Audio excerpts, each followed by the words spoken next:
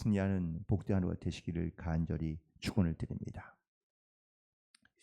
사람이 무언가를 강조하려 할 때에 자꾸 내가 혹은 내가라는 말을 주로 사용하는 경우들이 많이 있습니다. 내가 이렇게 했는데 내가 이렇지 아니하냐. 사실 오늘 본문에서도 바울은 자기를 강조하고 있으며 혹은 또 자기에 대하여 변명하고 있는 것을 볼 수 있는데, 사실 이 변명이라는 것은 자기의 행한 일들을 자랑하려 함이 아니라는 것을 말하고 있습니다. 특별히 바울이 이렇게 오늘 고린도 교회 교인들에게 강조해서 자기를 나타내고 말하고 있는 이유가 있습니다. 그는 바로 다른 지역에서 이 바울이 하나님의 예수님의 제자가 아니며 또한 사도로서의 자격이 없다라는 이러한 소문들이 많이 돌았기 때문입니다. 바울을 비난하고 헐뜯으며 또한 그의 권위를 인정하지 않으려 하는 그런 소문들과 그런 말들이 이 고린도 교회에도 있었다라는 것이죠. 그런데 이 고린도 교회가 어떤 교회냐? 바울이 가장 처음 세운 교회 중에 하나인 것이죠. 그래서 이 고린도 교회에 있는 성도들 1년 반 동안 함께 목회를 하며 또한 교회가 성장하고 또한 교회가 아름다운 사명을 잘 감당함에도 불구하고 오랫동안 한 5년 이상을 떠나 있던 이 고린도 교회에 교인들 서로끼리 갈등과 분쟁이 생기기도 했지만, 또한 그런 말미암아 이 고린도 교회에 있는 성도들 가운데 특별히 바울의 사도직에 대한 이러한 정당성을 주장하는 근거로 바울은 오늘 본문에서 두 가지를 말씀하고 있는데, 첫 번째는 내가 바로 그리스도의 부활한 그리스도를 만났다라는 것과, 두 번째는 바로 고린도 교회에 있는 교인들이 그 복음의 열매이다라는 것을 말하고 있는 겁니다.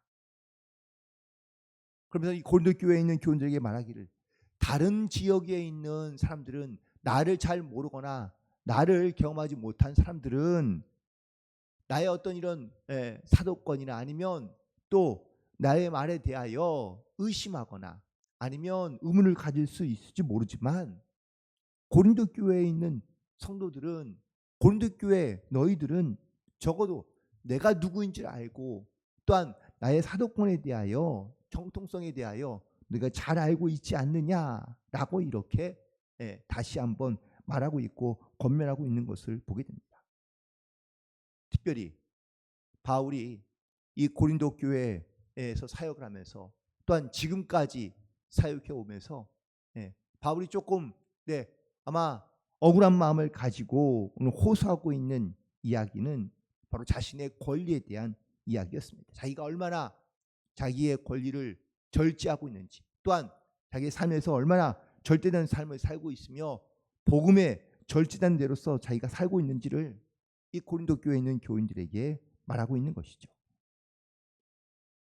특별히 4절 이후부터 이 자신의 권리에 대한 그러한 이야기가 등장하고 있는 것을 볼 수 있는데, 인간이 갖고 있는 가장 기본적인 권리 중 하나가 바로 먹는 혹은 마실 권리인데요. 바울은 고린도 교회를 세우고 난 다음에 대부분의 많은 사역자들이나 아니면 전도자들이 전도를 떠나거나 아니면 사역을 떠나고 나면 그 사역자들을 서포트하고 후원하는 것이 대부분의 교회들의 사명이었습니다. 그리고 고린도 교회에도 바울이 다른 지역 전도 여행을 떠나면서 이 고린도 교회에서 이 바울을 경제적인 어떤 이런 후원과 물질적인 후원을 하는 것이 이게 기본적인 권리이지만, 바울은 그런 권리조차도 자기가 주장하지 않았다고 말하고 있습니다. 사람에게는 여러 가지 많은, 또한 오전에는 자기가 결혼한 사람으로서 또한 결혼할 수 있는 권리도 갖고 있지만 결혼도 자기가 포기하고, 그리고 이 복음을 전하는 사역 가운데 자기가 온전히 매진했다는 것을 말하고 있습니다. 그리고 6절에서는 일을 함으로 얻게 되는 그러한 권리에 대하여, 그리고 그 일한 것에 대한 권리가 있다는 것을 말하고 있으며, 7절에서는 군인이 받는 급료, 또한 포도원 주인이 수확할 권리, 그리고 양치는 목자가 양떼의 젖을 얻을 권리. 그래서 사람들이 가장 기본적으로 갖고 있어야 될 혹은 또 받아야 될 그런 모든 권리들이 다 있지만 자기는 그 권리들을 다 포기하고 그리고 권리를 누리지 않으며 오직 이 복음 전하는 일에만 그가 매진하고 있다는 것을 말하고 있습니다. 실생활에서 또한 실생활에 필요한 모든 것들을 사실 이 고린도 교회가 이 바울의 사역 가운데 협력하며 또한 협조하고 또한 어쩌면은 이 바울의 사역 가운데 가장 적극적인 그런 후원자로서 이 고린도 교회가 함께하기를 원하는 마음이 있는데 바울은 그것을 한 번도 원한 적도 요구한 적도 없으며 또한 그에 대한 간절한 마음을 가지고 오히려 그것을 행하지 않는 이 고린도 교회에 대하여 아쉬운 마음이 있을 수도 있지만 자기는 그렇게 하지 않았다는 것을 말하고 있습니다. 그러니까 이렇게 권리를 주장하지 않았던 이유는 바로 12절에서 밝히고 있는데요. 오늘 보면 12절에 있는 말씀을 보면 다른 이들도 너희에게 이런 권리를 가졌거든 하물며 우리일까 보냐. 그러나 우리가 이런 권리를 쓰지 아니하고 범사에 참는 것은 그리스도의 복음에 아무 장애가 없게 하려 함이라 라고 고백하고 있습니다. 결국 이 복음을 전하는 일에 혹시라도 이런 잘못된 어떤 생각과 마음이 들까봐 장애가 될까봐 그는 자기의 권리 혹은 자기의 주장을 쓰지 아니하고 또한 나타내지 아니하고 그 권리 가운데 그가 절제한 삶을 살고 있다라고 말하고 있는 것이죠. 예수님께서도 누가복음 10장 7절에 있는 말씀 가운데 너희들이 복음을 전하다가 그 전하는 집에 들어가거든 그 집에 유하면서 거기에서 주는 것을 먹고 마시라. 일꾼이 그 삭을 받는 것이 마땅하니라 라고 말씀하고 있습니다.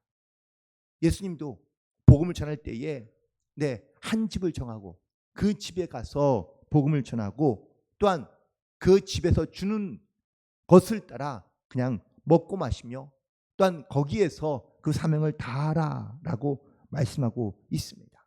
그만큼 복음을 전하는 자 혹은 또 일을 하는 자의 권리가 무엇인지를 예수님께서도 말씀하신 것을 볼 수 있는데 바울과 혹은 바울을 자유한 대부분의 많은 사도들이 일반적인 어떤 이런 권리 중에 하나 말씀과 복음을 전하려 할 때에 한 집을 정하고 그 집에서 주는 것을 먹으며 그리고 마시며 거기에서 자기의 사명을 잘 감당했던 것을 보게 됩니다. 특별히 바울의 사역 가운데 바울을 잘 서포트했던 그런 매우 특별한 그런 협력자들이 동역자들이 로마서 16장에도 우리가 많이 기록되어 있는 것을 보았는데요. 대부분 다 그렇게 바울의 복음을 듣고 영접하고 난 다음에 이 바울의 사역 가운데 개인적으로 바울을 후원했던 많은 사람들이 있던 것을 다시 한번 기억할 수 있습니다. 그러면서 16절에서 바울이 갖고 있는 이 복음을 전하는 자의 사명과 마음가짐을 다시 한번 선포하고 있는 것을 보게 되는데 16절에 있는 말씀을 보면 내가 복음을 전할지라도 자랑할 것이 없음은 내가 부득불할 일임이라. 만일 복음을 전하지 아니하면 내게 화가 있을 것이다 라고 고백하고 있습니다.